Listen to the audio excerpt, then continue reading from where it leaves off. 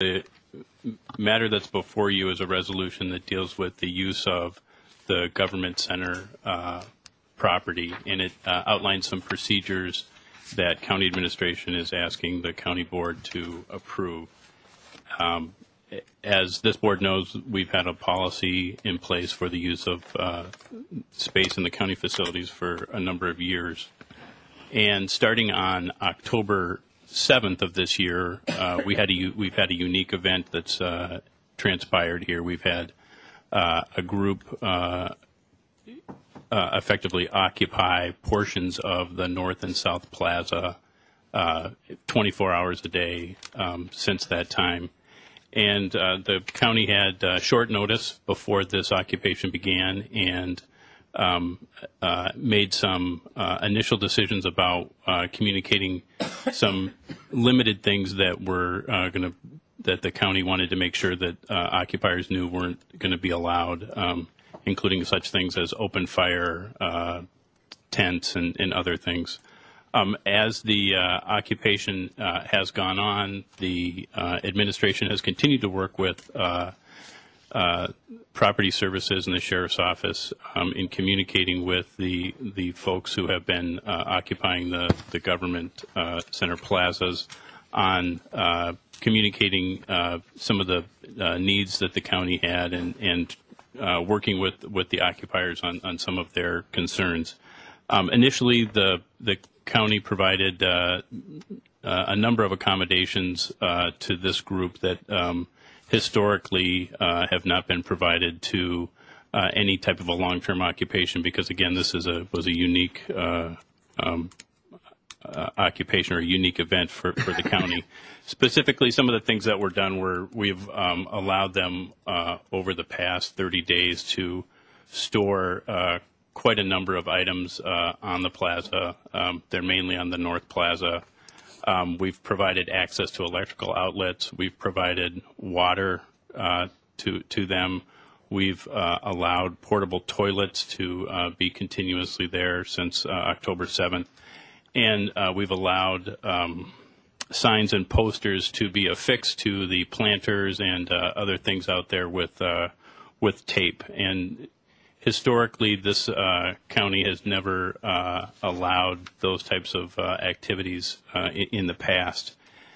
And so county administration has been working as winter has come along to prepare the plaza and to prepare the county for winter. And among those things that we've done is we've recently fixed the water, blown out all the sprinkler systems out there that we did last Friday, and as part of that, we asked the Occupy Minnesota folks to move some of their stuff by 7 a.m. on Friday, and for the most part, that was done. And now, as anyone who's been out there will know, most of the stuff is now around the reflecting pool.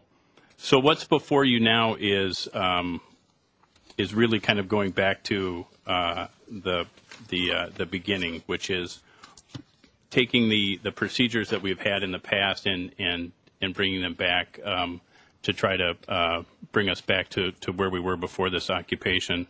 And those are attached to the resolution, and specifically they do a couple of things. Number one, they reconfirm this county's position that individuals who desire to demonstrate, assemble, or otherwise use the plazas may do so at any time. It indicates that we're no longer going to allow signs or posters from people who are coming to the county to affix them to the planters, to the granite, or to other structures out there. Personal items or possessions that are brought down to the government center by folks can no longer be stored on the plazas as they are right now, nor can they be left unattended on the plaza or in the government center. Finally, no individuals may sleep on the plazas or on the grounds of the government center, and no portable toilets will be allowed except with express written authorization from the county administrator. That's the proposal that's before you right now.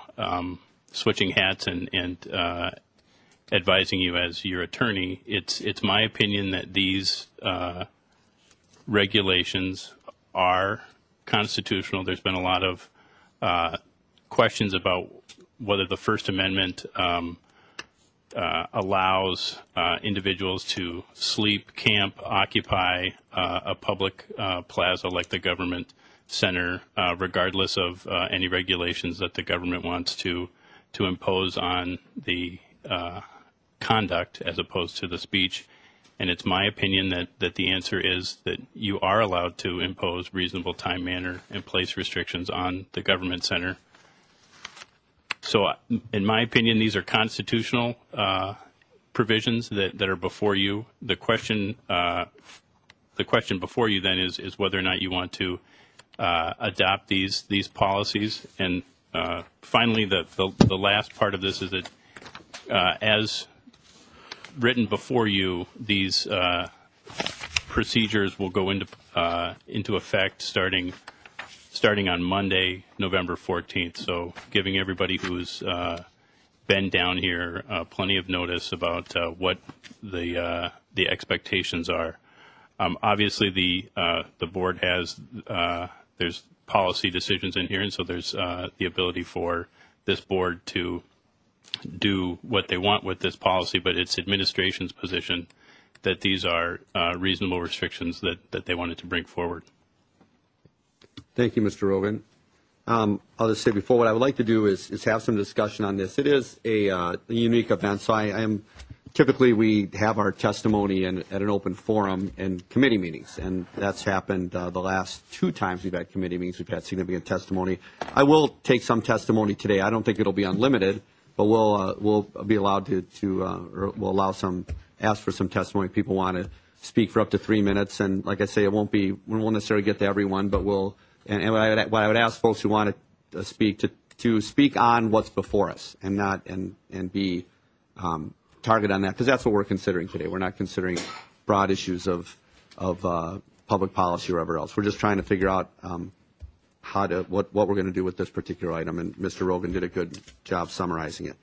And then my other opening comments would be this we are attempting here to strike a balance between stewardship of the public space, and here are the government center, which includes providing for public safety and providing good maintenance, making sure there's not an exclusive use of the plaza that takes away from other folks' opportunity to use it, and also stay as easy, have it open as easy of use as it can be. Our policy to date has been to have not much of a policy, no advance permitting if people wanted to come in and demonstrate or gather, and certainly we're used to getting in years past notices that said, well, be aware that a certain group will be using the plaza over the lunch hour or on Saturday or whatever, and always at the end of it is there is this is for information only, because there is no requirement that a permit be granted. So we've always erred on that side, never never really needing to clarify that there are certain codes of conduct, if you will, or practices that we really need to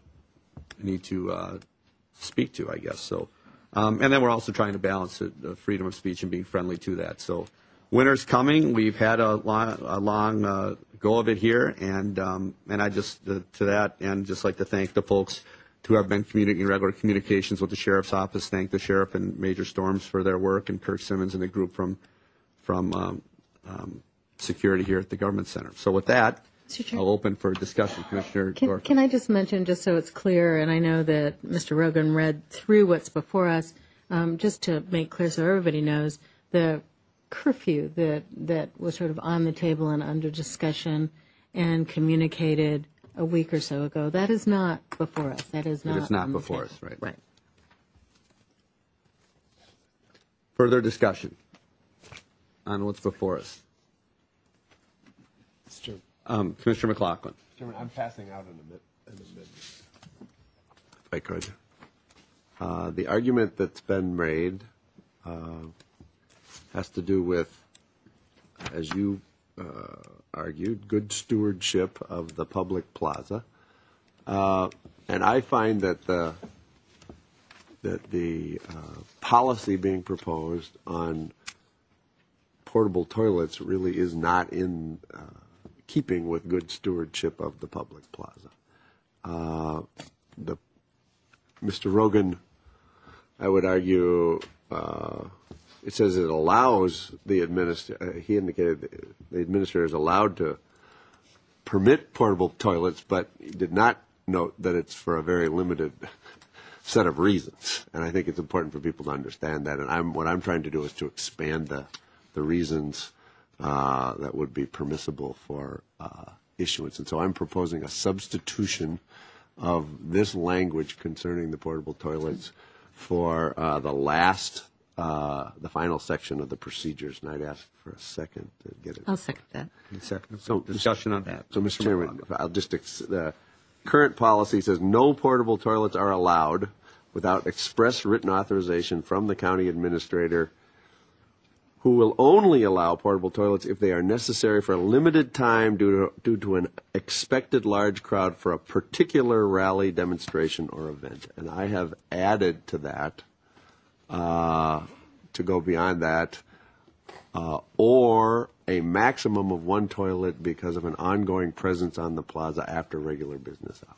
And it's at the discretion of the administrator. But it gives the administrator a basis for permitting a portable toilet. I would point out to the public, portable toilets have not been paid for with public dollars. In this instance, they've been paid for by Occupy Minnesota and their allies.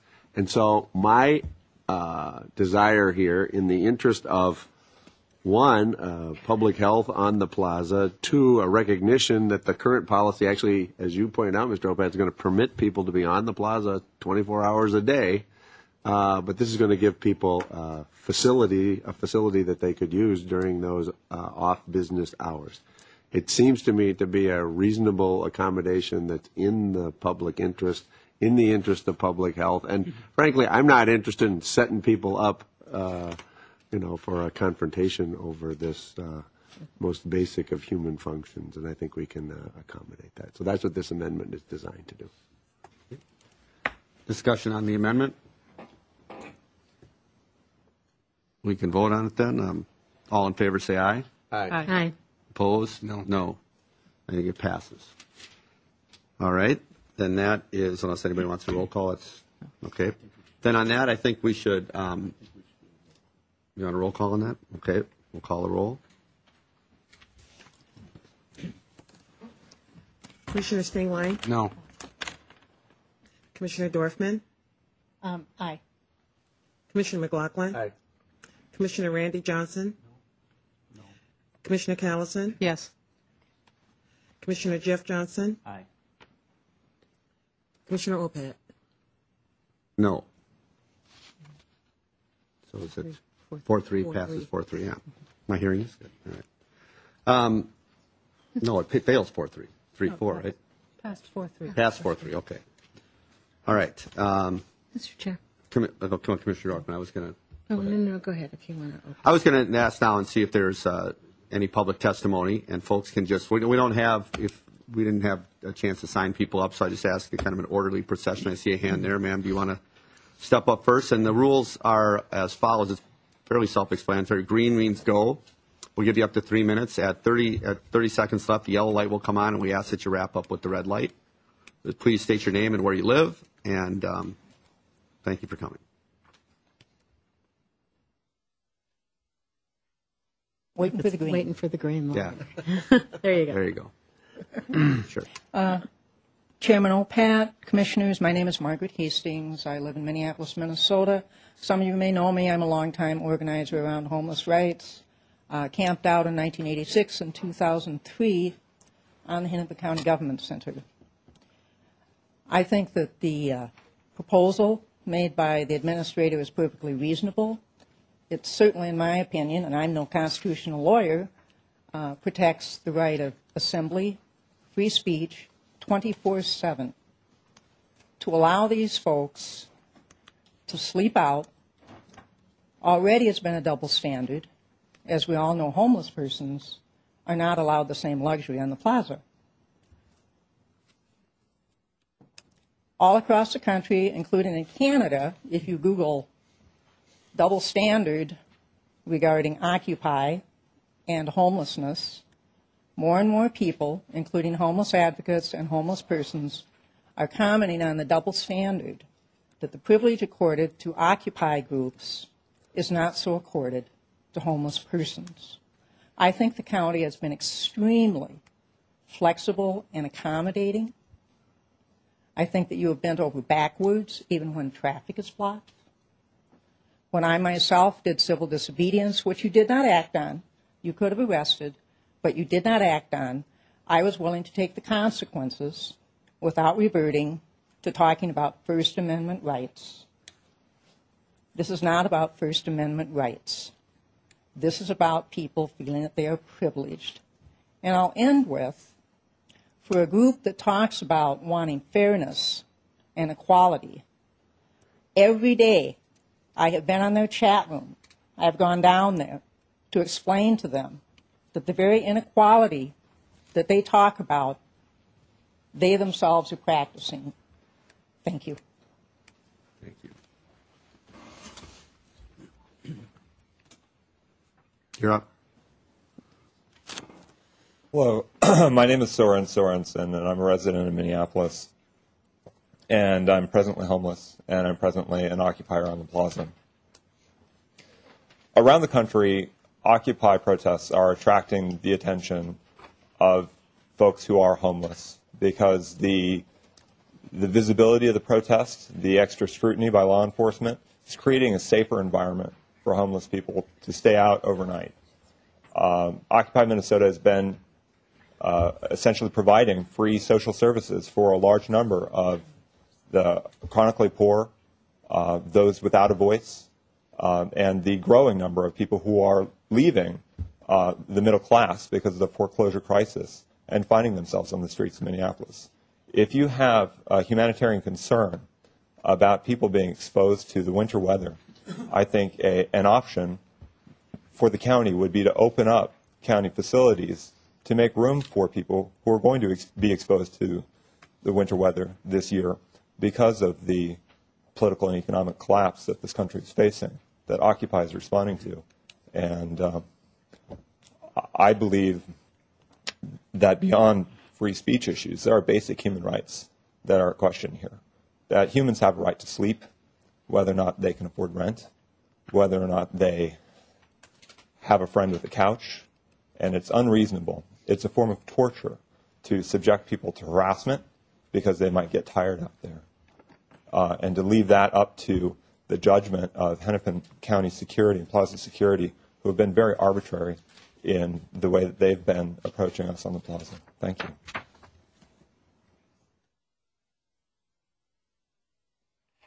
Bob Carney, Minneapolis.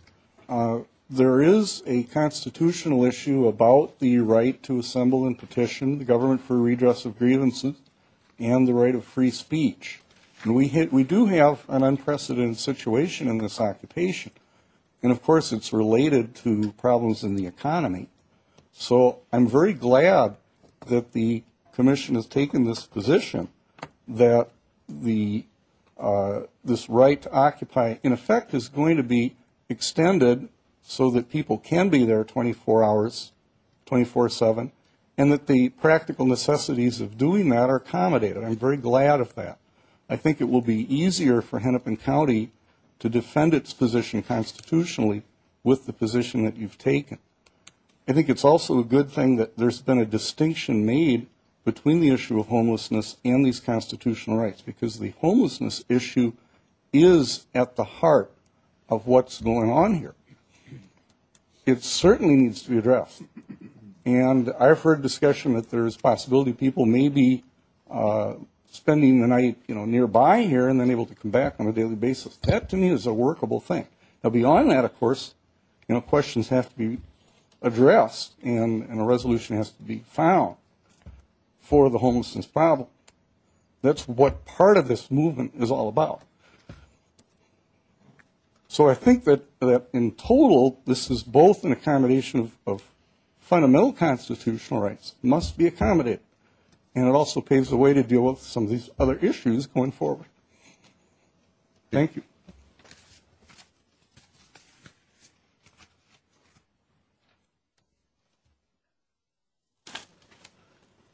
I'm glad to be able to remove this. I wasn't sure there was actually even going to be an open discussion today. I've read you the First Amendment before. I've explained how it... State your name, please. My name's Seven. I'm from St. Louis Park. I believe Ms. Dorfman is my commissioner. It says Congress shall make no law. Shall is a pretty strong word. And what I've seen this board do repetitively is enact policies and do whatever it can to stifle the peaceful assembly that is occurring out on the lawn. There was some policy that came through that I felt that really treaded on thin ice when it came to the First Amendment. It was, I guess, rescinded. It's now before the board in the form of a more formal. I don't know. I saw a curfew, essentially. I did vote. There are some of you who will come up for election in 2012. If you look at the policy, or if you look at the polling, there's about 70% of the population that seems to support this. And I think this is kind of ground zero, where when you stand in the way of this, you're standing in the way of a very populist movement.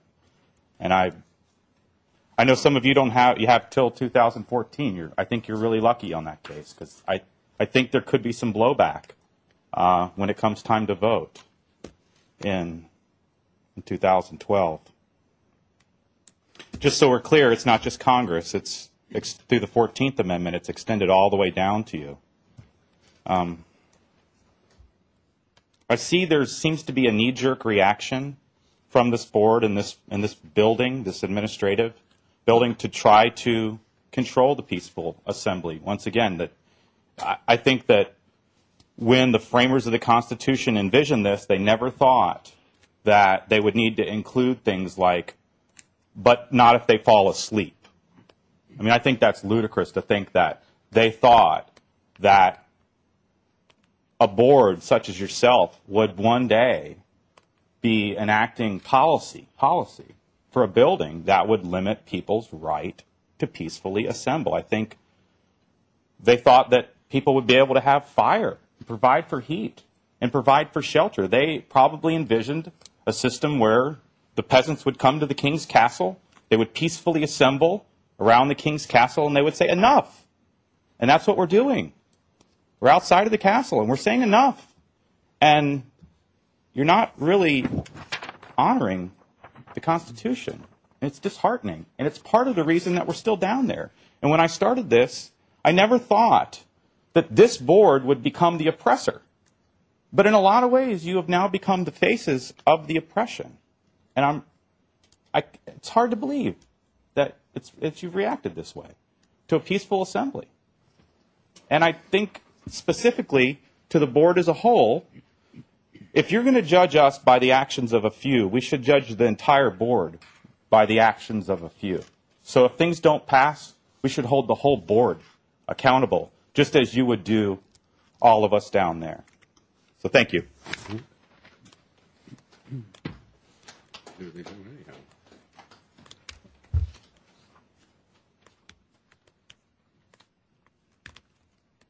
All right, so my name is Rachel. I live in Crystal, but apparently it's not in OPAT's district, right? It's a little bit south. All right. So I actually haven't gotten to speak with you at all yet. I've spoken to other commissioners, but not you. But I have had a couple of people call you, maybe you. I wasn't prepared to make a to say anything because I thought we weren't going to get a chance. But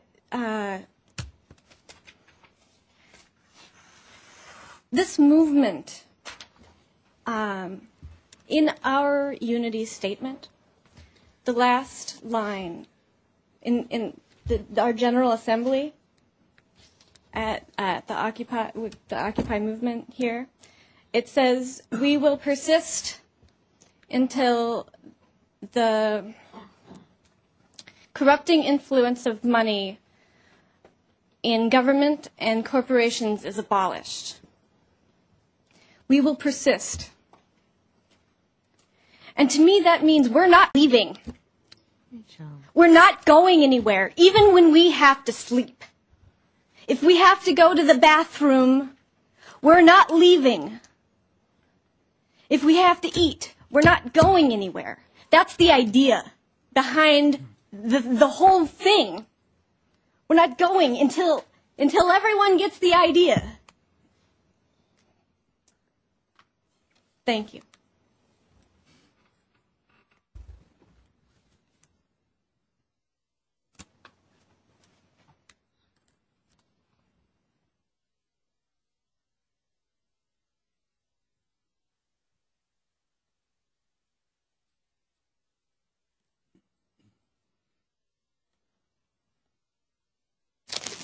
I would have said read my lips, but I couldn't say it. Yeah, I like the bus jokes. My name is Divine. I like to go by Divine God in full. I've been at the plaza, and I'm a mediator. So what I do most of the day, I was making somebody laugh, busting some jokes, or just saying something that gets us directed in the right direction. A lot of different rules and regulations that have been in place. It seems like somebody personally has something against the Occupy movement that we're doing down here. Nobody has been fighting.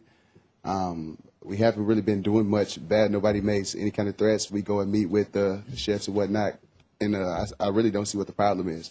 The only way I can even perceive a problem is if people want to ignore the people who are marginalized or might not be in the position that they are in, so they might not want to see or address what's really going on that they really could see if they could just go to different places or just look outside of their little itty-bitty circle, what they call life. I got to meet with one of your commissioners. She was very nice, great woman, Gail Dorfman. Thank you. Love you, Gail Dorfman. Gail Dorfman. Peter McLaughlin, he had some great things to say, too, as well. I heard you, too, bro. We got to talk to you on, like, a news article or something. You were saying something, I'm not sure. But I want to stay on focus. I'm going to write down a few things I want to talk about. At first, it was either we can go to the north side or the south side of the plaza. And then it was like, okay, great, we'll choose the south side, even though this is an occupation, and we're going to go by their conditions and whatnot, even though that make it a little bit less of an occupation, and we did that. Then after that, and then we were talking to the sheriff for a little while. I was angry at the sheriffs because I thought they were the one controlling things, and I realized that the sheriffs had to talk to somebody. Then I came and talked to Commissioner Gail Dorfman. Then I realized that the commissioner has to talk to somebody, which is the county administrator, is he here? He's not here. Okay. We don't get to talk to him. That makes all the decisions. I was hoping that we could. I didn't know that we were going to be able to talk as well. The different policies are only subjective to Occupy. I wish I can just have like some kind of questions to take a lot of these things under scrutiny, but they're in a subjective way that antagonizes Occupy. It's like people know what's frustrating with. There's not a robot cranking out these rules. This is an actual person behind all these rules being cranked out, and this actual person is actually one of my peers, and they're making guidelines for me as if they are more wise about me than me and don't even know me. I think that's very antagonistic in itself. Having the other person acting as your peer or acting as like somebody above you, authoritative of you, and ruling over your life and ruling over all these decisions that have something to do with our everyday life. When we say freedom of speech, the first word we use is free. Freedom is what you're free to do with no obstructions. So for one thing that we're doing out here to express, because speech is our expression, and what we're doing to express, one of our forms of expressions is actually sleeping out there and living out there. Can I ask you to wrap it up? Okay, I'll wrap it up. I wasn't looking for I don't even see that. Oh, okay. I guess that's the last thing I was going to get to. I would like to address that, as much as we've been met with just as much peaceful protests and doing cool things, we've been met only with, that same amount of resistance. That's all. I never seen nobody say that, oh, this law works in your favor, and they're going to pass a law that actually works in your favor. That's all. So we'll take 4 more that are standing, and then we're going to press on with the rest of our meeting. Good. You step right up there, sir. Mr. Chair, Commissioners, my name is Chuck Turchik. I live in South Minneapolis. I'm not an attorney, but for purposes of these comments, I thought I'd play one. First, I want to thank you for having an open forum when it wasn't expected. I think that was very generous of you, probably a very wise policy. 2 specifics, one on the signs. It seems to me that the rationale for the not allowing attached signs seems to continually be shifting.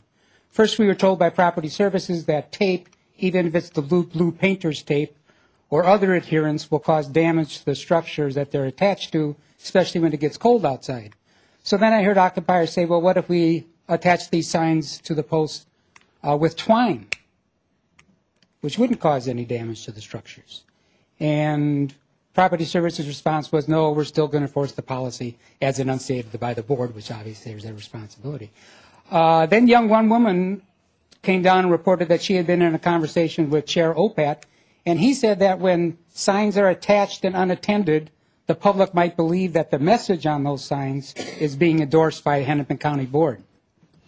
So I biked over to another public facility a few blocks away that was paid for with a specific tax imposed by this board. And I saw these huge signs that weren't attached to any poles, but were huge metal signs that were attached to the structure itself. They said Target Field, and they had the corporate logo. Obviously, Target Field is conveying a corporate message with those signs, and I was wondering if this board was concerned that its corporate message would be attached to this board as well. I was wondering if the Occupy Minnesota people offered to a fee, a naming rights fee, if you would allow them to attach their signs to the poles with twine. The second point I'd like to make regards to sleeping. I think your proposed policy might be overbroad. I can conceive of a situation where a group of protesters, such as Ms. Hastings' group of protesters, would like to protest homelessness, and part of the core message of their protest might be a sleep-in. So sleeping might be part of the message of their protest. And I think when you write the policy with such overbreadth, it might well be subject to constitutional challenges. Thank you very much. Thank you. We'll take three more. I'm going to present some material that I've already presented to you as of the 16th of October in regards to an agenda, Sure. in regards to some matters. Oops. You know what? And trying to open up a form of dialogue in regards to this. You've all received this material. In fact, I've gotten a letter back from one of you in regards to it. I've talked to Gail for about 40 minutes in regards to issues of this type, but I've gotten no response, and I'm hoping by next Tuesday, when I come back here again, that we will have some kind of a response in regards to the material that I've submitted to you. Now, I will read a letter off to you real quickly here, and I will also give this to you. To Hennepin County Commissioners, this agenda was presented October 16th to the Commission, and there has been no known action in regards to it. I've spoken to a commissioner for about 40 minutes and did get a letter back as well, but no real response to this. This is the only known material that can address the conditions that were at the root of the frustration that resulted in the Occupy movement. As we all know that there is this movement regarding the effects of economic policies and have been very detrimental to the average person, there is this false belief that the United States could never experience the financial meltdown that other countries like Argentina, Ireland, and Greece have experienced. This, however, could become a reality for America at some point in the near future. There seems to be, by this commission, an effort to avoid any actual involvement regarding this agenda. In fact, there has been a blanket effort to suppress myself, Richard Heil, as a worker advocate activist for over 10 years by a corporate gambling interest, Canterbury Park, and a governmental agency, the Minnesota Racing Commission. This suppression effort comes in the way of stalking this advocate. The racetrack does this not with their direct employees or associates, but through their security, computer, and maintenance departments. They have contacts to skillful people who are not their employees but would do anything for a buck. This kind of stalking effort is the kind of activity that is being used more and more often against the efforts of those that want to bring fairness to workers and the average person.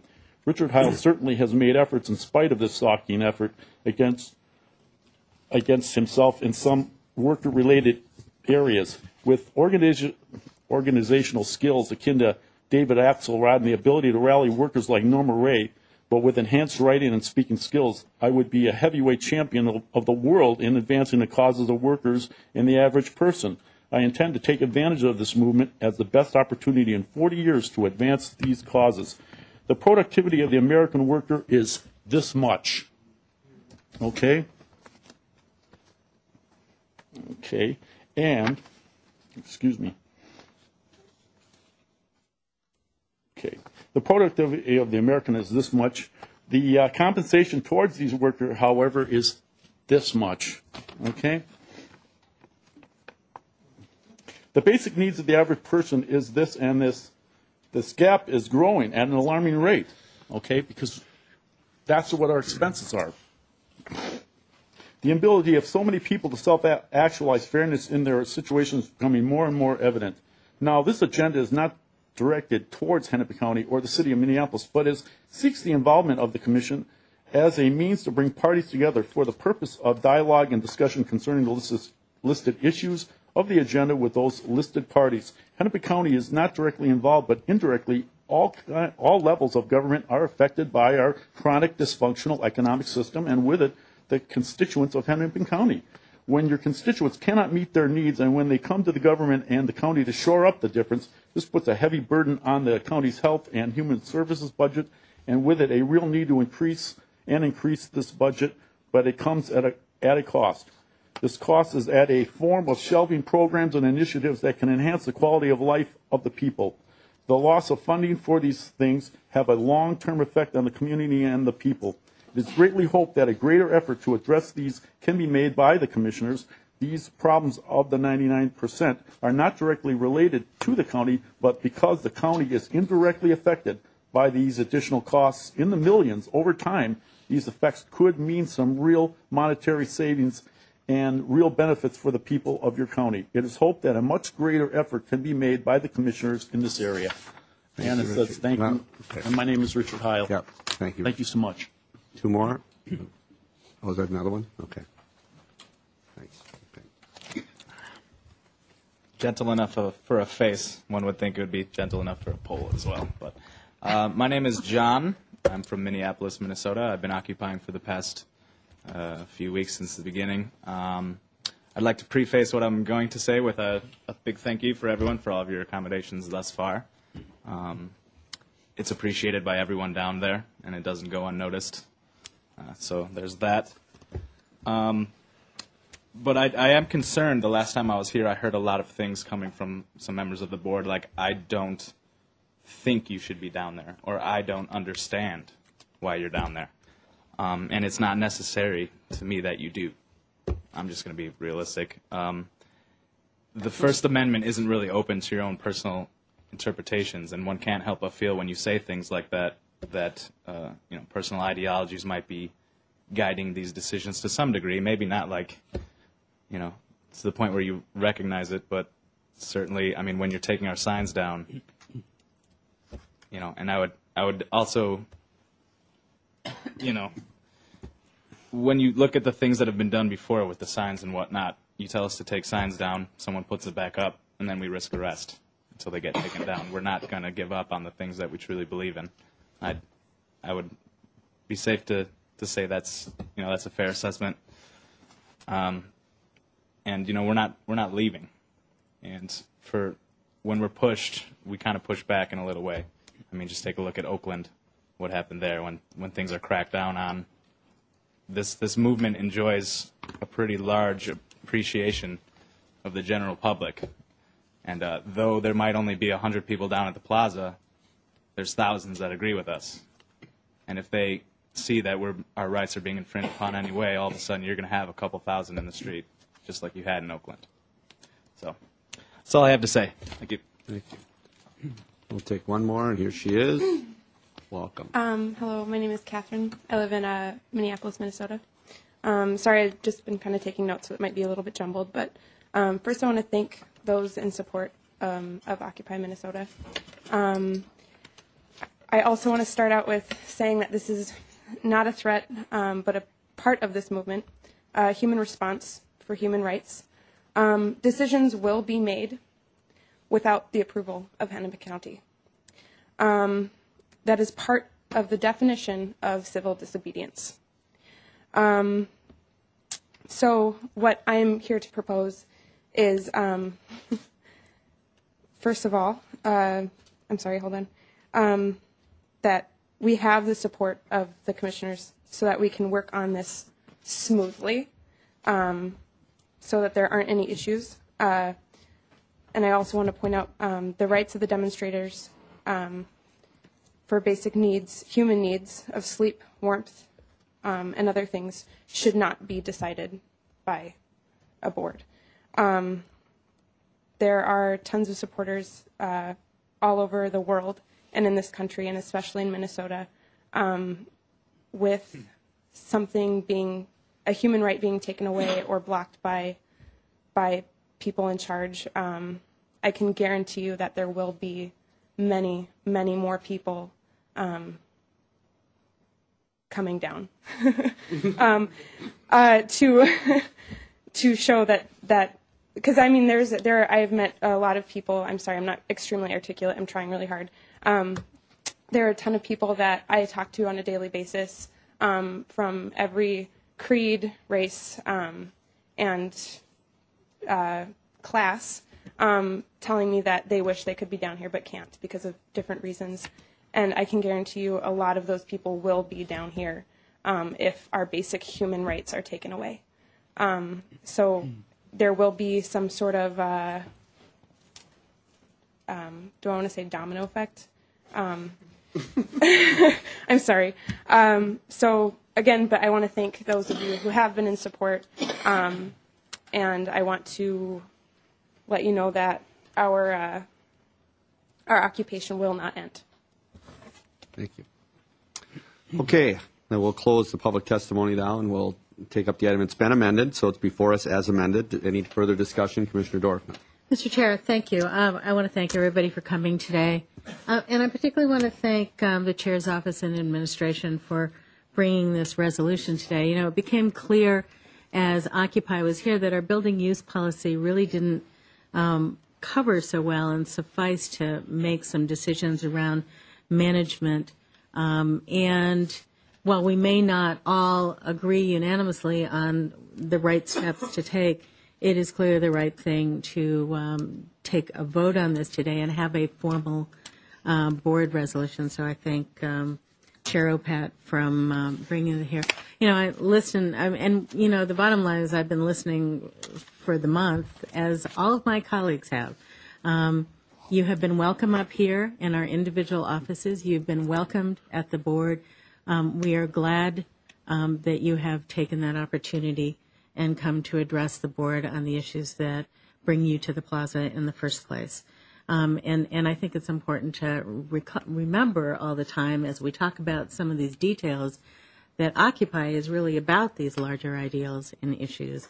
And so I hope we will continue to talk about these issues because that's why you're here. And you've had a lot of support from this board and what you're talking about, and certainly your right to peaceably assemble. And this resolution that we're taking up today continues that. And so, you know, the curfew is not on here anymore, and it clearly says individuals who desire to demonstrate, assemble, or otherwise use the plaza may do so at any time. And so I'm proud that that's on here. And we are not asking, I think somebody said that, and we are not asking you to leave. We are not pushing you out. And I've learned, I'm not a lawyer. Some of my colleagues are lawyers, so I appreciate Mr. Rogan's memo that came. I know that some of you who are lawyers had this probably the first day of law school, but I've learned a little bit about sort of this intersection now between free speech and our responsibility to manage the plaza and, you know, the time, place, manner restrictions that apply. And so I'm a little bit clearer on that now. So here's what I think about this. I generally think that all of these items, particularly with the amendment on the porta potties, that this looks pretty good. And the one I have problem with, and maybe not for the same reasons that some of you have problems with it, is this very broad sleeping language, because I just think it's really tough to define and it's tough to enforce. I mean, I have to tell you, our meetings are not always so scintillating. I've seen staff falling asleep in this chamber. And, you know, so I think that's tough. And the only, you know, how do you define, you know, I know this probably sounds silly, but how do you define sleep? I mean, we have staff who on a beautiful summer day take their lunch hour and go, you know, take a quick nap on the plaza. And we shouldn't interfere with that. I don't see any reason why we should interfere with that. And then how do you tell? I mean, somebody can be closing their eyes just to rest and they're not really sleeping. And the only way to really tell is to poke people to see if they're really sleeping. I don't think we want to go there. And so I'm going to actually make an amendment just because I don't know how we would enforce this. I don't think we want to enforce this. I think it's difficult. I think it's problematic. I'm going to make a motion to delete the sleeping line in this resolution. I support every other aspect of it. Second. Moved and seconded on the amendment. Any discussion? There being none, then we'll proceed to vote. All in favor say aye. Aye. Opposed? No. Motion fails. On the item as amended, any further discussion? Commissioner Johnson. Well, thank you, Mr. Chairman. I want to reiterate something that Ms. Hastings actually said. I think the county has bent over backwards to allow you to do what you all want to do. And I think the Hennepin County taxpayers have been extremely generous allowing you to do what you want to do. Thank you for that. That's very mature. But there's a point that where the cost and the concerns about public safety and health become great enough that we decide we're not going to say you can do whatever you want, and maybe we're going to place some reasonable restrictions on those. And I happen to think these are very reasonable restrictions. Some would argue they go too far.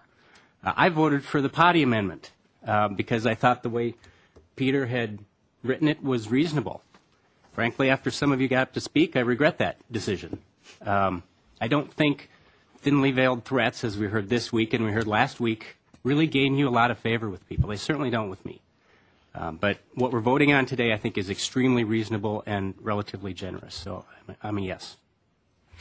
Commissioner Callison. Thank you, Mr. Chair. Well, we've had lots of comment on this. I've probably gotten more comment on this than maybe any other issue, and it's been people speaking, and it's been people emailing me, and some phone calls from constituents and non-constituents. I think there are two issues.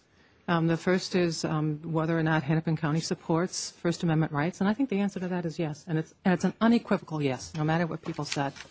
And it goes to what's in this policy, which says, as Commissioner Dorfman said, that anyone who desires to demonstrate, assemble, or otherwise use the plazas may do so at any time. I mean, that's as broad as it can be. But not only are we saying that, and that's consistent with what we have done, as Mr. Rogan pointed out, we made lots of accommodations early on. We gave you access to water. We gave you access to electricity. We allowed you to store items. We had portable toilets there. And during that time, that month, I think it's been an opportunity to understand really what it means. And that gets me to my second issue, which is it appropriate to expect groups of people, and we're not just talking about this group, we're talking about groups of people to live on the plazas for an extended period of time? I don't think it is. I think when you have groups of people living, you have all sorts of issues, and we've seen some of those. You have health issues, you have public safety issues. We get a list of the public safety issues, and it's actually fairly broad. It's assault, alleged threats, suspicious activity report, theft, welfare checks, attempted theft, disturbance, policy violation, all those reasons why we don't allow people to live in tents on properties for an extended period of time. We have some expectations. And so I do support this. I think it's a very reasonable place for the county to be. I'm very pleased with the way the county's responded. I think we've got a good story to tell in terms of supporting you, understanding your issues, working on those issues. But there is a line, and for me, this is the line. Further discussion? There being none, I just add that this, again, lays out, if this passes today, this policy will begin on November 14th. And until then, I'd just like you to know, I know there's not a leader in particular, but in conversation yesterday, a very pleasant conversation with a couple folks about the amount of stuff down there, and an acknowledgement that really no one is in charge of inventory and all of that. We'll continue to work with you, and if you need help removing the things or whatever, we'll lend a hand there too. So, but we do have an expectation, and that's laid out here. So we'll proceed to vote. All in favor say aye. Aye. Aye. Opposed? Motion carries. Let's do a roll call on that. Commissioner Dorfman? Aye. Commissioner McLaughlin? Aye. Commissioner Randy Johnson? Aye. Commissioner Callison? Aye. Commissioner Jeff Johnson? Aye. Commissioner Stingline? Aye. Commissioner Olpett? Aye. Motion prevails unanimously.